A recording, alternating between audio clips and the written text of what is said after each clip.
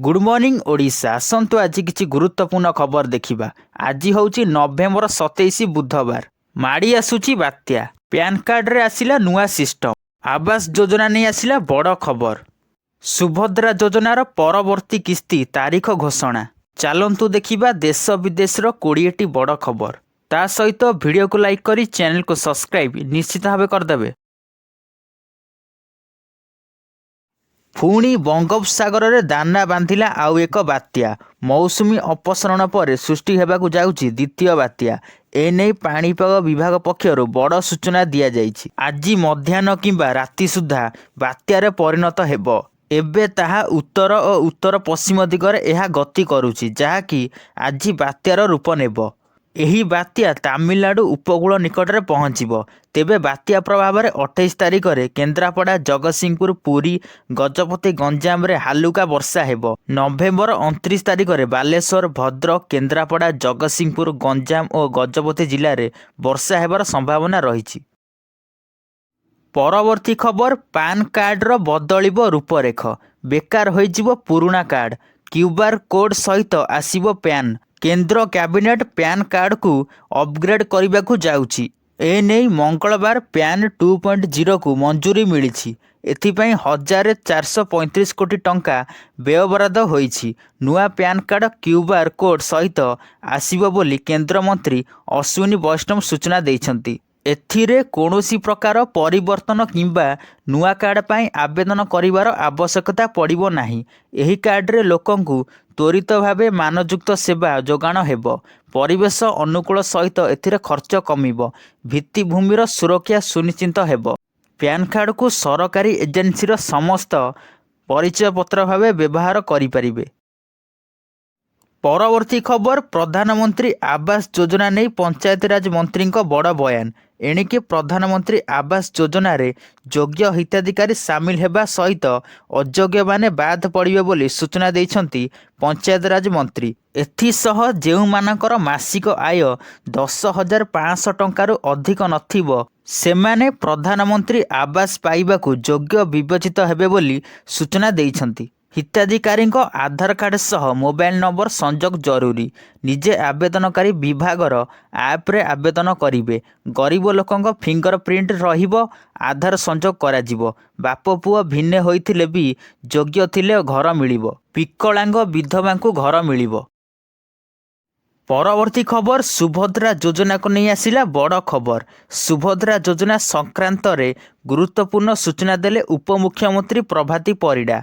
आसंता मार्च 7 तारिख रे सुभद्रा प्रथम किस्तीर शेष पर्याय टंका लोकंक अकाउंट को आसीबो। आउ मार्च 8 तारिख रु द्वितीय किस्ती टंका मिलिबो। तेबे 2,67,000 अयोग्यंक भितरु जेउमानकर भूल होइथिला सेमानकर रिव्यू चलीची। 22% काम समाधान होई सारिची। एबे केवल भेरिफिकेशन परे सेमाने टंका पाइबे बोली प्रभाती परिडा सूचना दैछन्ति। जे पर्यंत आवेदन सरीनी से पर्यंत आवेदन चालिबो।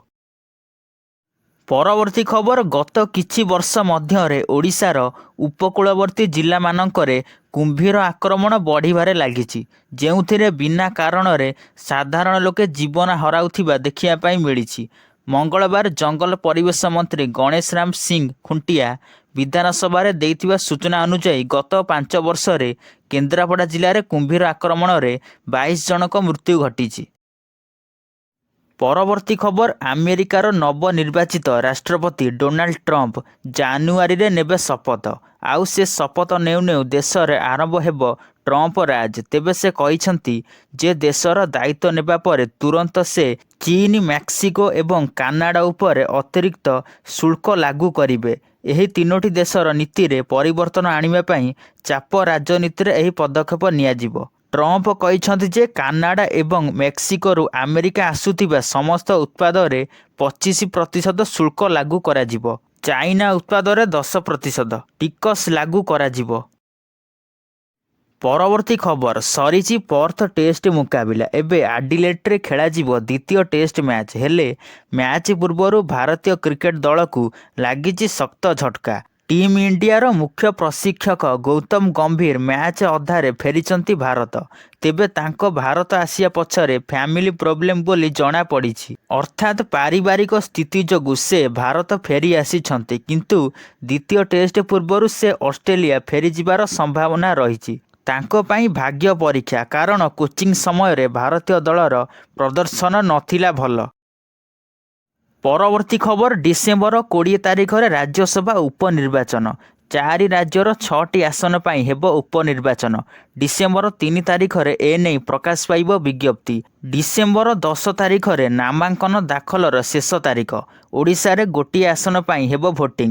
କାରଣ ସୁଜିତ କୁମାରଙ୍କ ଇସ୍ତଫା ପରେ ଖାଲି ପଡ଼ିଛି ଆସନ। ଏନେଇ ନିର୍ବାଚନ କମିଶନରଙ୍କ ତରଫରୁ ବିଜ୍ଞପ୍ତି ପ୍ରକାଶ ପାଇଛି। ତେବେ ସୁଜିତ କୁମାରଙ୍କ ଇସ୍ତଫା ପରେ ଓଡ଼ିଶାରେ ଗୋଟିଏ ରାଜ୍ୟସଭା ଆସନ ଖାଲି ପଡ଼ିଛି। ପରବର୍ତ୍ତୀ ଖବର, ରାଜ୍ୟରେ ବନ୍ୟପ୍ରାଣୀଙ୍କ ମୃତ୍ୟୁ ନେଇ ଗୃହରେ ତଥ୍ୟ ରଖିଲେ ଜଙ୍ଗଲ ପରିବେଶ ମନ୍ତ୍ରୀ ଗଣେଶ ରାମ ସିଂ ଖୁଣ୍ଟିଆ। ଗତ ଜୁଲାଇ 1 ତାରିଖରୁ ନଭେମ୍ବର 20 ତାରିଖ ଭିତରେ ରାଜ୍ୟରେ 40ରୁ ଅଧିକ ହାତୀ ଆଖି ବୁଜିଥିବା ବେଳେ 5ଟି କଲରାପତରିଆ ଆଉ 200 ବନ୍ୟପ୍ରାଣୀଙ୍କ ମୃତ୍ୟୁ ହୋଇଛି ବୋଲି ଗୃହରେ ଲିଖିତ ଉତ୍ତର ରଖିଛନ୍ତି ମନ୍ତ୍ରୀ। ଖାଲି ସେତିକି ନୁହେଁ, ମନ୍ତ୍ରୀ କହିଛନ୍ତି ରାଜ୍ୟରେ ହାତୀ ଓ କଲରାପତରିଆ ବାଘ ମୃତ୍ୟୁ ସମ୍ପର୍କରେ ବିଭାଗୀୟ ତଦନ୍ତ ଚାଲିଛି। ହାତୀ ମୃତ୍ୟୁ ମାମଲାରେ ଏପର୍ଯ୍ୟନ୍ତ 26 ଜଣଙ୍କୁ ଗିରଫ କରାଯାଇଛି ଏବଂ କଲରାପତରିଆ ବାଘ ନେଇ 14 ଜଣଙ୍କୁ ଗିରଫ କରାଯାଇଛି। ପରବର୍ତ୍ତୀ ଖବର, ଗତ 3 ବର୍ଷ ପରେ ଇରାକରେ ହେଲା ଜନଗଣନା। ବର୍ଷ ବର୍ଷ ବିବାଦ, ରାଜନୈତିକ ବିଭାଜନ ଓ ଅନେକ ସମସ୍ୟାକୁ ବାଦ ଦେଇ ଶେଷରେ ଜନଗଣନା କରାଯାଇଛି।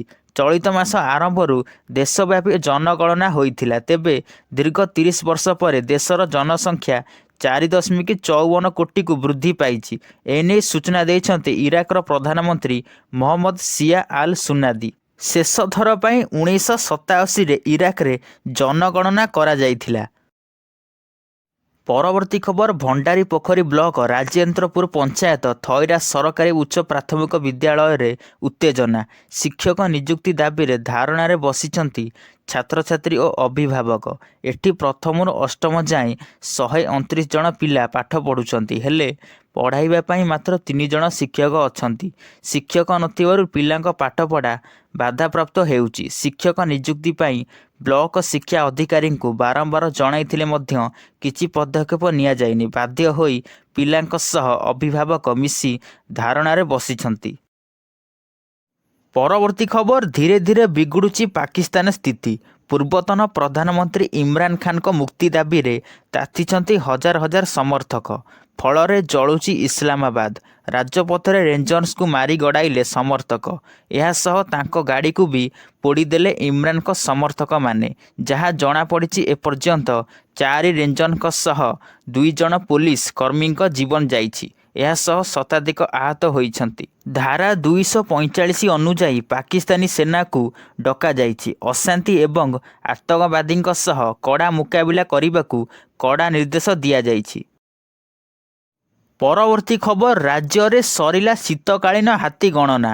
ଆଜି ହାତୀ ଗଣନାର ବିସ୍ତୃତ ରିପୋର୍ଟ ପ୍ରକାଶ ପାଇବ। ଏନେଇ ସୂଚନା ଦେଇଛନ୍ତି ବନ୍ୟପ୍ରାଣୀ ପିସିସିଏଫ୍ ସୁଶାନ୍ତ ନନ୍ଦ। ଏବେ ବିଭିନ୍ନ ପନଖଣ୍ଡରୁ ଆସିଥିବା ରିପୋର୍ଟକୁ ତର୍ଜମା କରାଯାଉଛି। ଯେଭଳି କୌଣସି ହାତୀ 2 ଥର ଗଣତି ନ ହୁଏ ସେଥିପାଇଁ ଫିଲ୍ଡ ଡାଟାର ତାଳମେଳ ସହ GPS କୋର୍ଡିନେଟ୍ କରାଯାଇଛି। ଖରାଦିନେ ହୋଇଥିବା ଗଣନା ବେଳେ ଯେଉଁ ହାତୀଗୁଡ଼ିକ ଅଭୟାରଣ୍ୟ ଭିତରେ ଥିଲେ ଏବେ ସେଗୁଡ଼ିକ ଜନବସତି ମୁହାଁ ହୋଇଛନ୍ତି। ଗତ ଥର ଗଣନାରେ 2098ଟି ହାତୀ ଜଣାପଡ଼ିଥିଲା।